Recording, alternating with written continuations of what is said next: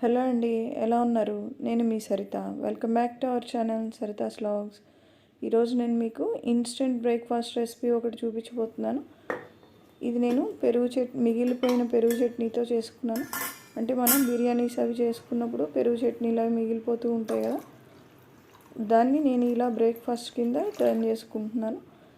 అది రాత్రంతా ఇలా బయట పెట్టి దాంట్లో వాటర్ యాడ్ చేశాను. కొంచెం జీలకర్ర, ఉప్పు, సంబార్ కారం వేసుకుంటున్నాను. అంటే ఈ ఫ్లేవర్ బాగుంటుంది అనేసి. మీ దగ్గర సంబార్ కారం లేకపోతే నార్మల్ కారం అయినా యూస్ చేసుకోండి. ఈ వాటర్కి సరిపడా పిండి యాడ్ చేసుకుందాం. ముందుగా 1 కప్పు గోధుమ పిండి అండ్ ఇంకొక కప్పు బియ్య పిండి యాడ్ చేసుకుని ఇదంతా ఇలా మిక్స్ చేసుకోవాలి. మొత్తం మిక్స్ చేసుకున్న తర్వాత ఒక హాఫ్ అన్ అవర్ పాటు మూత పెట్టి పక్కన పెట్టుకోవాల్సి ఉంటుంది. ఇది మనం పెరుగు చట్నీతోనే కాకుండా పులిసిన మజ్జిగతో కూడా చేసుకోవచ్చు. చూడండి, కన్సిస్టెన్సీ ఇలా దోశ పిండి కంటే కొంచెం లూజ్గా ఉండాలి. మనం పిండి సెట్ అవ్వడానికి ఒక హాఫ్ అన్ అవర్ టైం ఇద్దాం.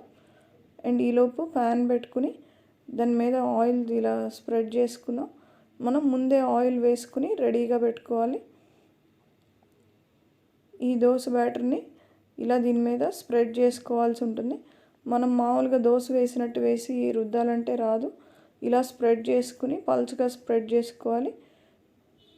చేసుకుని ఒక 2 మినిట్స్ పాటు మీడియం ఫ్లేమ్లో కాలనిచ్చినట్లయితే మనకు చక్కగా రెడ్డిష్ కలర్ వస్తుంది.